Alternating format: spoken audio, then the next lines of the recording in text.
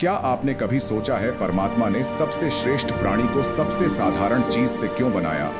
जब सृष्टि रची जा रही थी, पहले आकाश बना, तारे जले, फिर पहाड़ खड़े हुए, नदियां बही, वन उगे और पशु पक्षी धरती पर आए।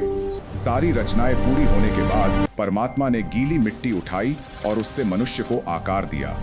फिर उसमें प्राण फूंक दिए और मनुष्य जीवित हो उठा। सभी देवताओं को बुलाकर कहा गया, यह मेरी सबसे श्रेष्ठ रचना है। सबने उस दिव्य रचना की प्रशंसा की, पर एक देवता ने प्रश्न किया, इतनी श्रेष्ठ रचना मिट्टी से क्यों? सोने, चांदी या लोहे से क्यों नहीं? परमात्मा मुस्कुराए और बोले, क्या तुमने कभी सोने में जीवन उगते देखा है? बीज मिट्टी में फूटता है, पौधे मिट्टी से निकलते हैं और फूल भी मिट्टी में ही खिलते हैं। इसलिए याद रखना, मनुष्य की शक्ति उसके शरीर में नहीं, उसकी विनम्र। क्या आपने कभी सोचा है परमात्मा ने सबसे श्रेष्ठ प्राणी को सबसे साधारण चीज से क्यों बनाया?